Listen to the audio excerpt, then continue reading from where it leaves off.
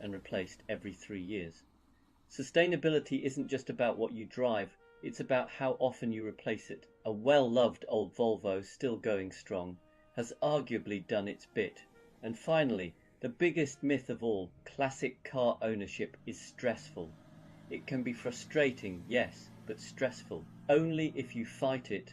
Once you accept that a classic car operates on its own schedule, something shifts, you stop rushing, you listen more, you plan better. In a strange way, these old machines teach you to slow down, and that might be their greatest gift. So maybe classic cars aren't impractical relics after all. Maybe they're reminders that not everything needs to be fast, perfect, or efficient to be worth keeping around.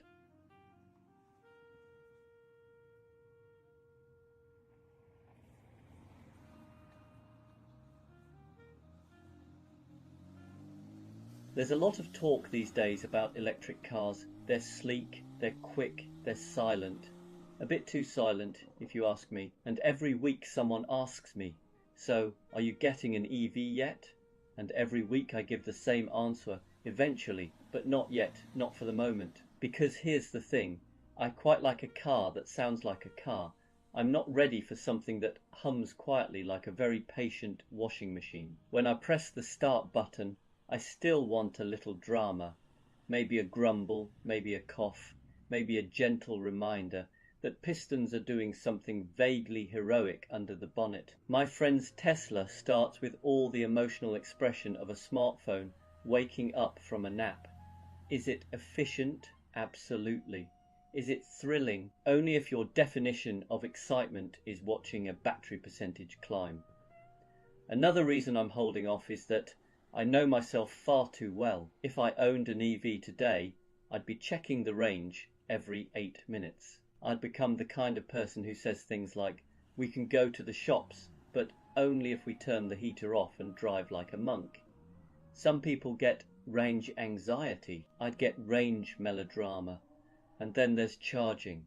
I know it's improving. I know by the time I do buy an EV, it'll probably be seamless. But right now, I still enjoy the simplicity of filling up a tank in 90 seconds. Meanwhile, my friend with a Nissan Leaf spends his life sizing up car parks, like he's hunting for rare Pokemon. Oh look, a charger. Oh wait, it's broken. Oh wait, someone parked a diesel in the space. Oh wait, the charger works, but only when the moon is in the correct phase. I'm not emotionally ready for that kind of quest-based motoring. And then there's just the honesty of it.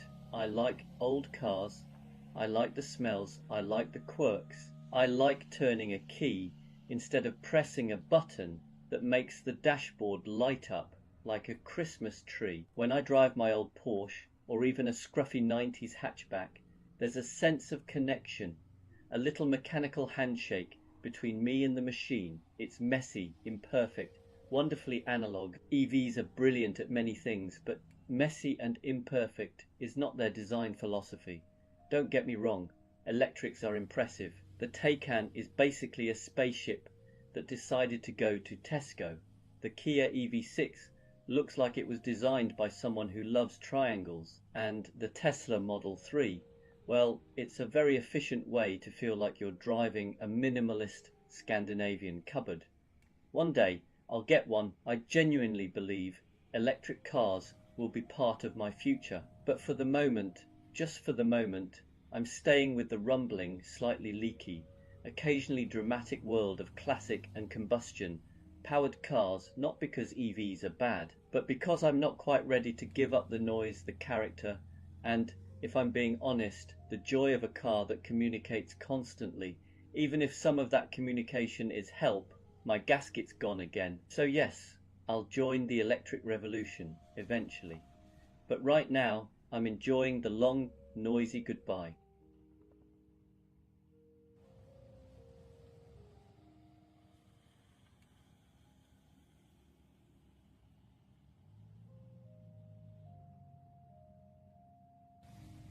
There's a strange calm that lives inside every classic car.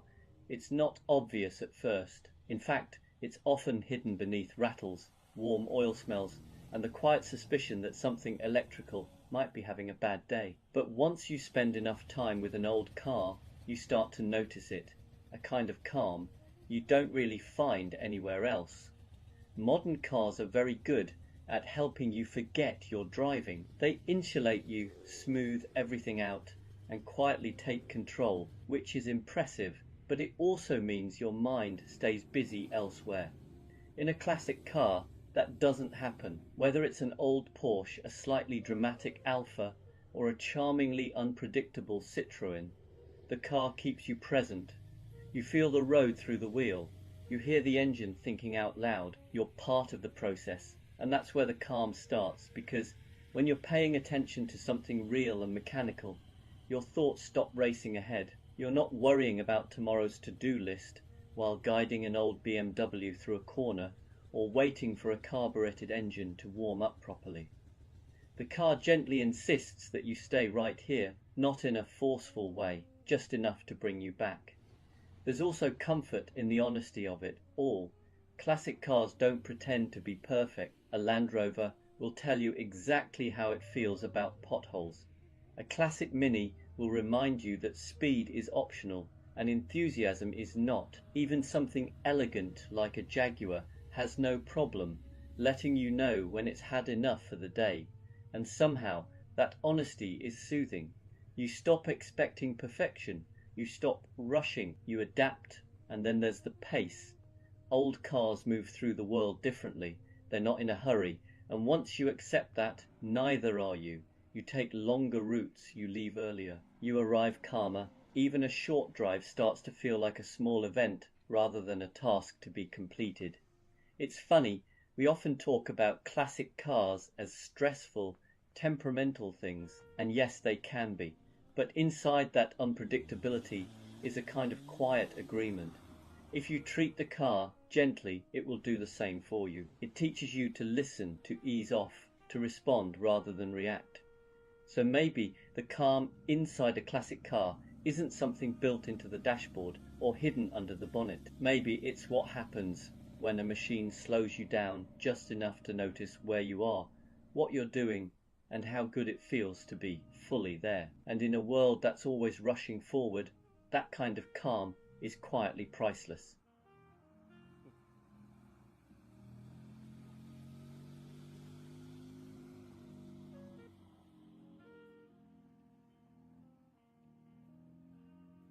This car comes from a fascinating era in automotive history, an era before reliability was invented, not discovered, not perfected, invented. Back then, manufacturers weren't asking, will this start every morning for 10 years?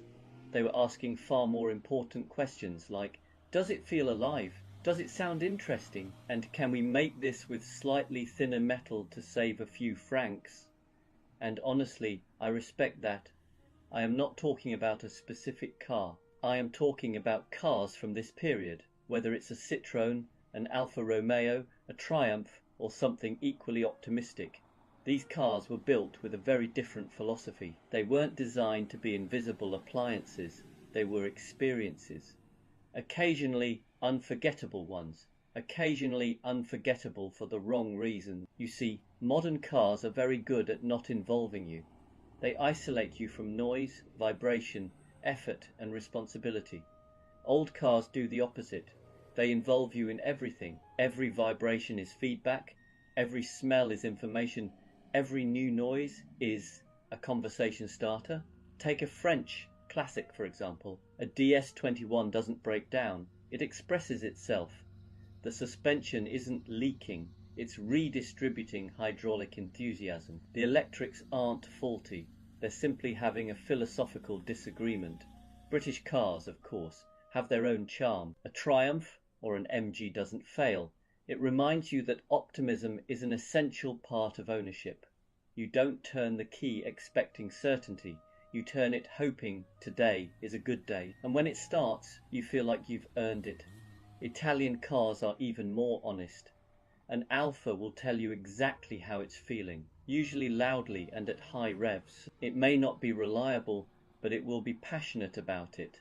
And if something does fall off, you're almost impressed it stayed on for this long. The thing is, these cars were built before reliability became the goal. Back then, character came first. Engineering was brave, sometimes reckless, occasionally brilliant, and only loosely concerned with the future owner's sanity. And yet, this is the important bit. We forgive them. We forgive the cold starts that feel like negotiations. We forgive the warning lights that don't really warn you of anything. We forgive the way a simple drive somehow becomes a story, because when a car demands a bit of patience, it gives something back. It slows you down, it makes you pay attention, it turns driving into participation rather than transport. You don't just arrive somewhere, you experience the getting there.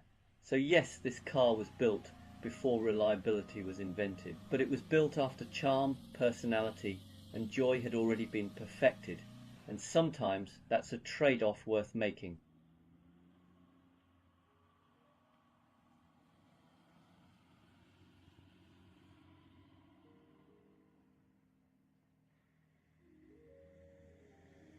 At first glance, calling a classic car eco-friendly sounds like something said just before being escorted out of a dinner party. After all, these are machines that predate catalytic converters, think fuel economy is a suggestion, and occasionally smell like unburnt optimism. And yet, stick with me, because classic cars might be one of the most quietly sustainable things an enthusiast can own. First, the greenest car is often the one that already exists. Modern cars are marvels of technology, but building them takes an extraordinary amount of energy.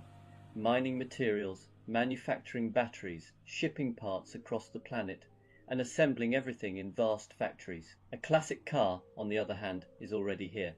The carbon cost was paid decades ago.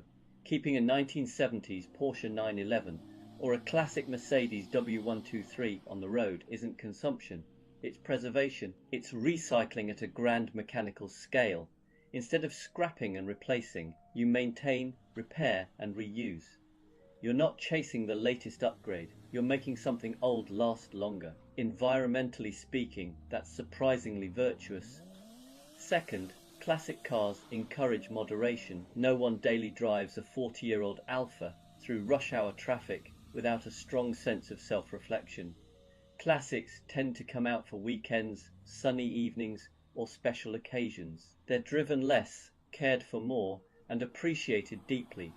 That alone dramatically reduces their environmental impact. A lovingly maintained Mazda MX-5 from the 1990s, doing a few thousand miles a year, is hardly the climate villain it's made out to be, especially compared to a brand new SUV doing short trips to the shops while carrying nothing but a reusable bag and mild guilt. Third, classic cars resist the culture of disposability. Modern ownership often follows a simple pattern. Buy, use, trade in, repeat. Classic car ownership flips that entirely. You form a relationship. You learn its habits. You repair rather than replace. You rebuild rather than discard. A Toyota Land Cruiser that's been running for 30 years isn't just transport, it's proof that durability is environmental responsibility. A Honda engine that keeps going with basic maintenance is a quiet protest against planned obsolescence. These cars weren't designed to be fashionable for 3 years, they were designed to endure. And yes, let's talk about the word investment. Not every classic car is going to fund your retirement, and that's probably for the best. But many classics hold their value precisely because they're not being churned through a rapid consumption cycle. A well looked after BMW E30 or early MX-5 isn't a depreciating appliance. It's a long-term asset that rewards care, patience and restraint. So no, classic cars won't single-handedly save the planet. They still burn fuel, they still make noise, and they still occasionally drip oil in a way that feels personal. But they represent something modern life is desperately short on: longevity, repairability, and respect for what already exists. In a world obsessed with the new, the fastest, and the disposable, choosing to preserve and enjoy an old machine might be one of the most quietly eco-friendly decisions you can make. Plus, it looks better than a spreadsheet.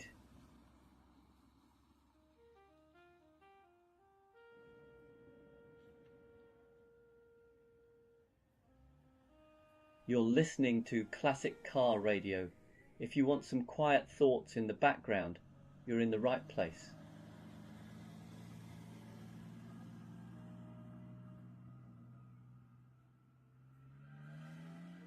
There are plenty of complicated ways to feel better in life. Meditation apps, cold plunges, inspirational quotes from people who definitely wake up earlier than you. But there's one mood booster nobody talks about, mostly because the people who know are too busy trying to find parts on eBay, the classic car. Now, I know what you're thinking. How can something built in the 70s with the structural integrity of a sandwich and the reliability of a French electrical system improve your mood? Well, let me give you three very solid, very scientific reasons, or at least three reasons that work for me. Reason one, classic cars make you feel like the main character. Drive a modern car and you're basically piloting a dishwasher with headlights. Drive a classic and suddenly you're starring in your own film. A Citroën DS makes you feel like a time-travelling diplomat. A Triumph TR6 convinces you you're more charming than you actually are. And a Porsche 928, well, that just makes you feel like you should have a yacht, even if the closest thing you actually have is a kayak from Decathlon. There's something magical about the way old cars look, smell, and sound. They give you instant character development. Even your bad hair days look intentional when you're climbing out of a 1970s Alfa Romeo. Reason two, classic cars force you to slow down, and slowing down feels good. It's impossible to be stressed while driving a Morris Minor. The car simply won't allow it. Try rushing and it will respond by quietly shaking its head and possibly removing a piece of itself in protest. Modern cars make everything too easy. Half the time you don't even feel like you're driving, you're supervising. But an old car demands your attention in a way that pulls you out of your head and into the moment. You have to listen, feel, and occasionally bargain with it. And in that process, everything else, deadlines, notifications, the existential dread of why did Sharon schedule another meeting, fades away. It's mechanical mindfulness, but with better smells. Reason 3. Classic cars create tiny adventures. Without even trying, you don't take a classic out just to buy milk. You take it out because maybe the sun is out, maybe you finished work early, or maybe you're feeling particularly brave and want to see if the old electrics are in a cooperative mood. Even a simple 5-mile drive becomes a story. Maybe you meet someone at the petrol station who used to own the exact same MGB, but in mustard yellow. Maybe someone gives you a thumbs up, which counts as more social interaction than you usually get in a week. Or maybe, just maybe, everything works perfectly, and you spend the whole journey grinning like a child because your 40-year-old Volvo hasn't made a single alarming noise. Classic cars transform the ordinary into the slightly ridiculous, the slightly magical, and the definitely memorable. And that's good for the soul. So yes, they break, they leak, they squeak, and occasionally they demand rituals you can't explain to normal people. But they'll also lift your mood faster than any wellness practice I've ever tried. Because when you're behind the wheel of something old, whether it's a Beetle, a Jag, or some questionable French masterpiece held together by enthusiasm and rust, the world feels lighter. You feel lighter, and sometimes that's all the therapy you need.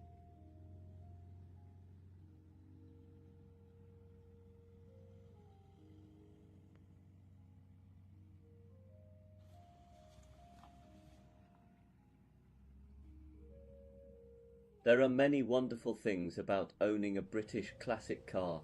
The charm, the history, the way strangers nod approvingly at you in car parks, as if you've done something noble for your country. But before you buy one, there are a few things people tend not to mention, not because they're trying to hide them, more because British classic owners have accepted their fate and no longer see anything unusual about it. So here are 3 things nobody tells you, but probably should. Number 1, you will smell permanently of petrol. This is not a metaphor, it's a lifestyle. Somewhere, deep inside the soul of a British classic, Whether it's an old MGB, a Triumph Spitfire, or a slightly too confident Jaguar XJ6, there is a faint but persistent desire to perfume its owner. You step out of the car after a lovely drive, take a deep breath, and there it is, that unmistakable blend of petrol, old leather, and maybe the ghost of a previous owner's pipe smoke. You'll think you've imagined it. Your friends will assure you that you haven't, and eventually you'll stop trying to get rid of the smell and simply accept that it's part of your personal brand. Number 2, electrical issues are a bonding exercise. Some people say the British invented romance. I say they invented character, building wiring looms. If you own anything with the words Lucas anywhere near it, you're not just a driver, you're in a long-term relationship with the Prince of Darkness himself. One day the indicators work, the next day they're on a spiritual retreat. Your headlights may or may not join you. But here's the thing, every time you fix something, or jiggle a connector, or threaten the car with a multimeter, you feel genuinely proud. Modern cars don't give you that. They give you error codes and judgment. A classic gives you opportunities for personal growth. And number 3, the real thrill isn't the driving, it's the starting. Every British classic owner knows that sacred moment. You sit down, turn the key, and hold your breath. Will it fire up instantly, like an enthusiastic Austin Mini on a sunny day? Or will it cough, think about life, and then decide that today is not the day? That moment, that glorious, unpredictable, slightly anxious moment, is the true heartbeat of British motoring. When it does start, you feel victorious. When it doesn't, you shrug because you've packed tools. You always pack tools. You could be going to the shops for milk, and you'll have a toolkit in the boot, just in case your Triumph decides it fancies a roadside picnic. But here's the secret.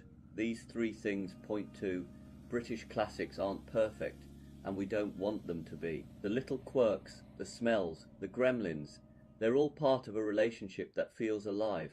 Modern cars do everything flawlessly, and somehow that's less interesting. A classic gives you stories, it gives you character, it gives you a mild but constant sense of adventure.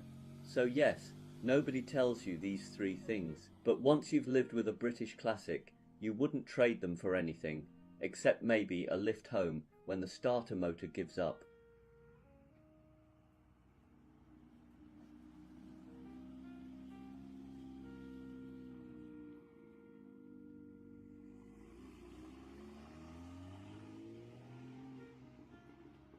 There's a funny thing that happens when you spend time with an old car. You start off thinking you're the one looking after it, keeping it running, coaxing it through its quirks, forgiving it for the odd rattle or drip. But eventually you realize something else is going on. The car is teaching you something too.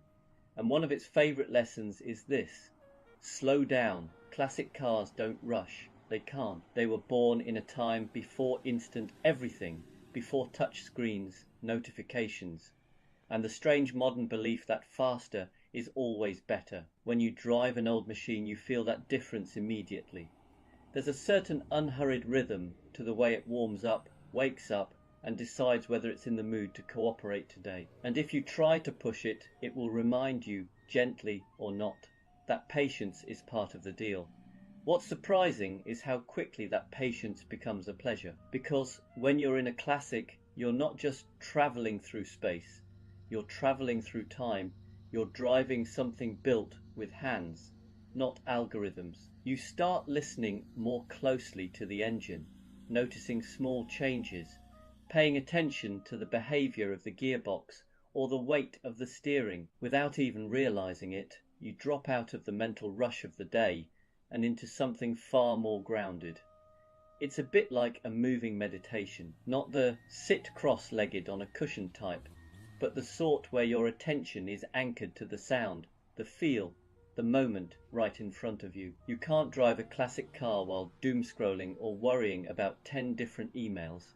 It demands your presence, and that presence becomes a kind of refuge. There's also a humility to it. Classic cars have no interest in your schedule. They don't care about the meeting you're late for or the message you haven't answered. They operate on their own timeline with their own temperament. And once you accept that, life gets a bit lighter. You stop fighting the clock. You stop trying to force everything. You breathe a little more. And in that space, you rediscover something modern life quietly stole. The simple joy of driving for its own sake. A slow cruise, a long corner taken with care. The sensation of being connected to a machine that asks you to participate, not just sit there. It reminds you that moving slowly isn't the opposite of progress. Sometimes it's the only way to feel where you're actually going. So yes, old cars break and fuss and throw the occasional tantrum, but along the way they also teach us how to let go, how to pay attention, and how to enjoy the journey instead of sprinting from one destination to the next. In their own stubborn, charming way, classic cars show us a truth we tend to forget. You don't have to live fast to live well. Sometimes the best moments are found in the slow lane.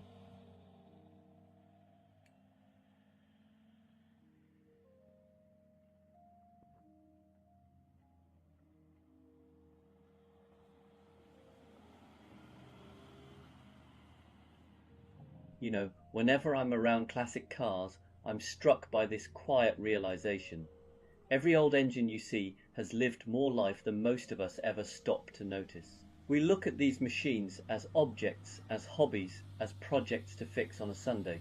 But somewhere in the metal, in the noise, in the wear and tear, there are stories tucked away. Sometimes I think that's what draws us to them, not the horsepower or the rarity, but the history that hums beneath the surface. Think about it, every engine misfire was once a moment of worry for someone. Every smooth pull through second gear was once a burst of